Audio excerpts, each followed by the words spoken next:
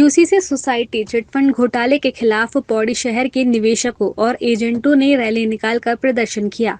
हेमवती नंदन बहुगुणा मूर्ति स्थल से प्रदर्शनकारी अपर बाजार माल रोड होते हुए कलेक्ट्रेट पहुंचे, जहां माल रोड पर विधायक कार्यालय के समीप उन्होंने नारेबाजी की। कार्यालय से बाहर निकल स्थानीय विधायक ने स्वयं उनसे मुलाकात की और इस दौरान प्रदर्शनकारियों द्वारा विधायक को भी ज्ञापन सौंपा गया तथा विधायक से भी कंपनी के खिलाफ कार्रवाई करने की मांग की गई।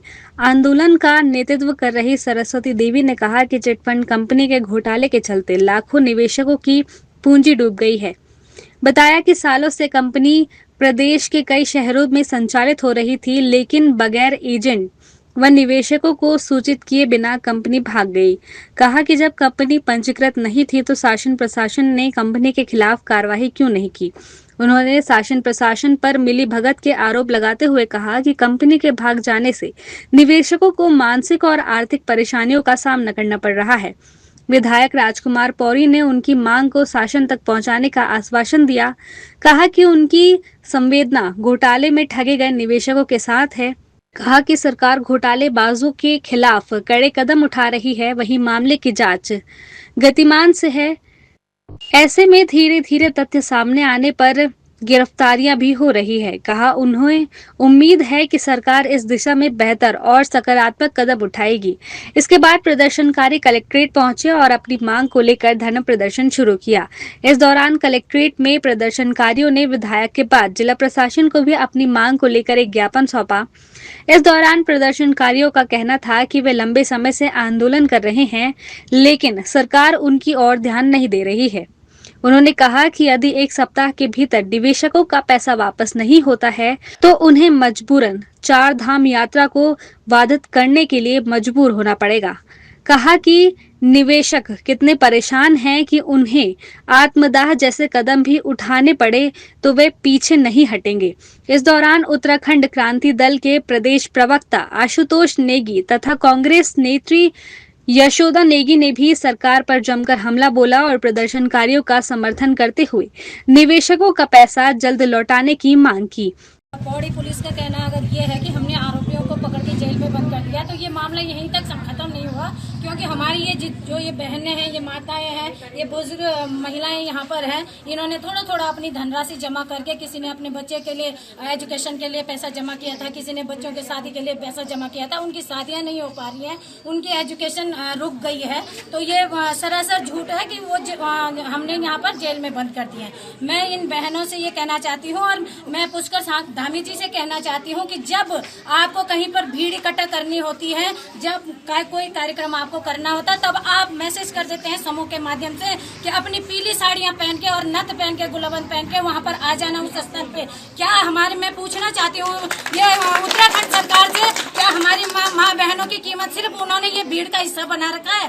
तो धामी जी को ये इसका जो है, जब तक ये हमारा साथ नहीं देंगे, वो तो अपनी कुर्सी तोड़ने पे लगे हुए हैं, अपना इजाफा करने पे लगे हुए हैं और हमारी इन माता बहनों की योजना चला रहे हैं। बुई बेणी बुआरी एक योजना चलाई थी बीच में, क्या ये योजना चलाने से हमारी माँ बहनों की सुरक्षा है? मैं कहती हूँ धामी जी चेत जाइए, अभी भी हमारी ये महिला शक्ति रुकने वाली नहीं है, थमने वाली नहीं है, ये जाग गई है। और जब तक हमारी इन बहनों को पूर्ण तरह से इनका पैसा वापस नहीं मिलता, मैं इन मातृ शक्तियों से भी कहना चाहती हूँ कि मैं पहले भी आपके साथ थी और लास्ट टाइम तक अब आपके साथ रहूंगी। आप अपनी ये जंग जारी रखना, ये जंग स्थगित नहीं होगी तो नहीं होगी। ये एलओसी नामक महा घोटाले में हम लोग पिछले 46 दिन से श्रीनगर में धरना प्रदर्शन में बैठे हुए हैं।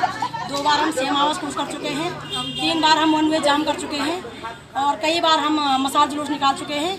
अभी भी हमारा सिटिंग मिनिस्टर मुख्यमंत्री जी अभी जागे नहीं है। तो इस धरने के माध्यम से हम अपने मुख्यमंत्री जी को स्पष्ट शब्दों में चेतावनी देना चाहते हैं, 1 हफ्ते के अंदर अंदर आप हमारे पीड़ित लोगों का जो पैसा है उसे सम्मान सहित आपातकाल राहत कोष घोषित करके उनका पैसा वापस कीजिएगा, अन्यथा हम लोग सड़कों पे और 4 धाम यात्रा को बाधित करने के लिए मजबूर होंगे।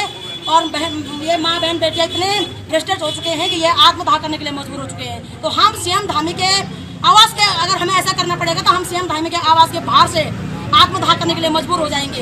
इसकी सारी जिम्मेदारी हमारी राज्य सरकार की है, हमारी केंद्र सरकार की है। बहुत से लोग कह रहे हैं कि बोला आप फंसे क्यों, तो हम पूछना चाहते हैं कि हमारे सरकारों ने इस ठग कंपनी को लाइसेंस दिया क्यों? यदि लाइसेंस दिया तो इसकी मॉनिटरिंग क्यों नहीं की? यदि मॉनिटरिंग नहीं की तो इसको भागने कैसे दिया गया? अब जब जनता सड़कों पे अपनी आवाज उठा रही है तो जनता की आवाज क्यों नहीं सुनी जा रही है? आखिर हमारे पद करने बैठे लोग कर कह रहे हैं वहाँ पे? क्या वो यह कहना चाहते हैं कि हमको कुछ नहीं पता? यदि उन्हें कुछ नहीं पता तो ऐसे नालायक लोग हमारे पद कदों पे बैठने के लायक नहीं है। हम स्पष्ट शब्दों में कहना चाहते हैं या तो भुगतान करो या पद खाली करो, अन्यथा हमें बिल्कुल भी बर्दाश्त नहीं। इस प्रकार के लगातार माँ बहन बेटों का शोषण हो रहा है। आप लोगों ने देखा होगा कि कल ही टिहरी में एक सिमरन बेटी के साथ अत्याचार हुआ, उससे पहले नैनीताल में एक बेटी के साथ अत्याचार हुआ। लगातार माँ बहन बेटों के साथ अत्याचार हो रहा है और हमारा शासन प्रशासन ऐसे सो रहे हैं कि जैसे समाज में कुछ हो ही नहीं रहा हो। तो ये बहुत ही ज्यादा दुर्भाग्यपूर्ण बात है और 25 लाख निवेशक हमारे उत्तराखंड में पीड़ित हैं। इसका अर्थ यह है कि बहुत ही ज्यादा महाघोटाला, आर्थिक संकट उत्तराखंड में आ चुका है, वो भी हमारे शासन प्रशासन के नाक के तले। तब हमने आंदोलन किया, उनकी ड्यूटी पहले नहीं बनती थी, क्यों हमें आंदोलन करना पड़ता है हर विषय के लिए? बेटी अंकिता के लिए भी अभी तक हम आंदोलन नहीं कर रहे हैं। यदि हमें आंदोलन नहीं करके करना है कामकाज तो छोड़ दीजिएगा ये पद, ताला लगा दीजिएगा जिला मुख्यालयों पे। क्यों हमें सड़कों पे आना पड़ता है? क्यों मातृशक्ति को या हमारे आम जनता को अपने लहू सड़कों पे बहाना पड़ता है? जब तक हम अपनी आवाज न उठाएं, जब तक हम सड़कों पे लहू न बहाएं, तब तक ये जागेंगे नहीं। यदि नहीं जाएंगे तो कुर्सी खाली करो। क्या करें उन पद पे बैठ के भाई? सर, आज हमने पौड़ी में एडीएम साहब को ज्ञापन दिया है और हमारे वो क्या बोलते विधायक साहब, ठीक है, उनको ज्ञापन दे रखा। और हम जनवरी से इस लड़ाई को लड़ रहे हैं पर हमारी कोई सुनवाई नहीं हो रही है, कहीं से भी नहीं, हमें कहीं से राहत नहीं मिल रही है। और जो लेन देन हो रखा वो मेरे पर्सनल अकाउंट से हो रखा, जो मैंने उससे कर रखा वो मेरा पूरा डाटा थाने में जमा हो रखा है, ठीक है, पूरा का पूरा सोसाइटी के खाते में इन्वेस्ट कर रखा है। और जितना पैसा वो है वो यहाँ मैच्योरिटियों में कन्वर्ट दे रखा लोगों को। नहीं सर, मुझे 28 अक्टूबर तक कोई पता, तब भी हमें जनवरी तक का आश्वासन दे रखा था कि सब कुछ सही हो जाए। जो हमारे सीनियर है उन्होंने हमें जनवरी का आश्वासन दे रखा था कि जनवरी तक ठीक। जब 25 जनवरी में नहीं हुआ ठीक, उसके बाद मैंने मुकदमा कर दिया कोर्ट से। वो तो सर जांच में निकलेगा कौन मिला है कौन क्या। हम तो बोल रहे उस आदमी को भी सामने लाओ। आरोपी जेल भेजने से हमारा पैसा वापस थोड़ी आएगा। उनकी छानबीन करो, अगर किसी के पास निकलता है तो उस पैसे को पब्लिक को देना चाहिए। तो जो सरस्वती दीदी हमारे लिए लड़ रही है वो जब तक पैसा नहीं आएगा तब तक उनका धरना प्रदर्शन, हमारा धरना प्रदर्शन नहीं होगा बंद।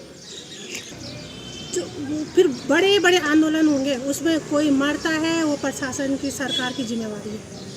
मैं सबसे यही अपील करूंगी कि सारे लोग हिम्मत रखें इस चीज़ के लिए। आगे बहुत बड़ी लड़ाई है, हमारा पैसा ऐसी तो नहीं आएगा, उसके लिए हमें बहुत बड़ी लड़ाई लड़नी पड़ेगी सरकार से। इस चीज़ में अगर 9 साल से हमारा ये लक बैंक चल रहा था तो इसमें पूरी जानकारी LIU वालों को थी, ठीक है। और कैसे हो गया आज ये घोटाला इतना बड़ा? नहीं, ये पूरा पैसा जा रखा था सरकार के ही रेख देख में जा रखा है। वो इसमें अमित शाह जी की फ़ोटो और प्रधानमंत्री जी, मोदी जी की फ़ोटो, सबकी फ़ोटो दिखा के हम लोगों को बोलते थे कि ये कृषि मंत्रालय का है, ये ऐसा लगता है, वैसा वैसा लगता है, तब जाके सब इसमें इन्वेस्ट करते थे। बहुत परेशान हैं, हम तो आत्महत्या के लिए तैयार हैं सर। अगर हमारा पैसा मतलब 1 हफ्ते के अंदर अंदर मिल जाएगा तो ठीक है, नहीं तो हम आत्मदाह के लिए तैयार है। मेरे बहुत से जितने भी ये साथी हैं, ये सब गांव से भी कई मेरे गरीब एजेंट हैं, वो बोले अगर पैसा नहीं मिलेगा तो हमारे घर बर्बाद हो जाएंगे। अगर शासन प्रशासन हमारी नहीं सुनेगी तो हमें तो आत्मदाह के लिए सरकार बोली बेटी बचाओ बेटी पढ़ाओ, इसी दिन के लिए बेटी बचाओ बेटी पढ़ाओ कि हम आत्मदाह के लिए तैयार हो रखे हैं सर। बहुत परेशान है, ना खा रहे हैं, ना सो रहे, ना पी रहे। लोगों के भी फोन आ रहे, उन लोगों का भी, गरीब लोगों का पैसा किसी ने दिहाड़ी का रखी है, किसी ने दूध बेच के हो गया। सर हमने तो कृषि मंत्रालय भारत सरकार द्वारा पंजीकृत इसलिए हमने काम किया था, उसमें भारत सरकार का नाम लिखा था, उनने हमारे पास फाइल दे रखी थी, हमारे पास फॉर्म थे, इस विश्वास पे हमने काम किया, वरना हम क्यों काम करते। आज आप लोग बोल रहे हैं कि तुम क्यों फंसे। सर अगर वैसा होता तो हम कभी नहीं, लेकिन भारत सरकार का वो तो लाइसेंस था, इसलिए हम इस चीज़ में हमने काम किया। अनिश्चित जो के खिलाफ जो महिलाओं ने धरना दिया था उनके द्वारा ज्ञापन दिया गया है। ज्ञापन इस आशय का कि माननीय मुख्यमंत्री महोदय को दिया है कि जो महिला है उनकी समस्या का निराकरण अन्यथा 1 हफ्ता के सप्ताह के अंदर पश्चात वो 4 धाम यात्रा को बाधित करेंगे हमारा पूरा प्रयास है कि इनकी समस्या का निराकरण हो, क्योंकि ये उक्त मामला पुलिस विभाग के माध्यम से प्रथम सूचना रिपोर्ट दर्ज हो चुकी है, गिरफ्तारी हो चुकी है और ये कार्रवाई आगे चल रही है और मैं समझता हूँ कि शीघ्र इस मामले में उसका निराकरण होगा। नहीं, ऐसा नहीं है। NH के रूल में किसी तरह का भी बाधा यदि करते हैं तो उनके खिलाफ कार्रवाई की जाएगी। ये इतना आसान नहीं कि कोई भी आदमी या कोई भी संगठन इस तरह से करे। लोकतांत्रिक उसमें उनको आंदोलन करने का अधिकार है, वो यहाँ पर आके अपनी शब्दों को यहाँ व्यक्त कर सकते हैं, अपनी समस्या को रख सकते हैं, ताकि उन समस्याओं को निराकरण के लिए हम जिला स्तर से और माननीय प्रशासन को हम इसके हासिल को भेजते रहते हैं, ताकि उनकी समस्या को निराकरण किया जा सके। मुख्यमंत्री जी के लिए दिया है, जो जिलाधिकारी महोदय के माध्यम से उन्होंने ज्ञापन दिया है, उसको हम यहाँ से शीघ्र भेजते हैं। आज LUCC लक करके कोई यहाँ पर कंपनी आई थी जिसने लोगों के साथ बहुत फ्रॉड किया और लोगों का पैसा लेकर यहाँ से चली गई।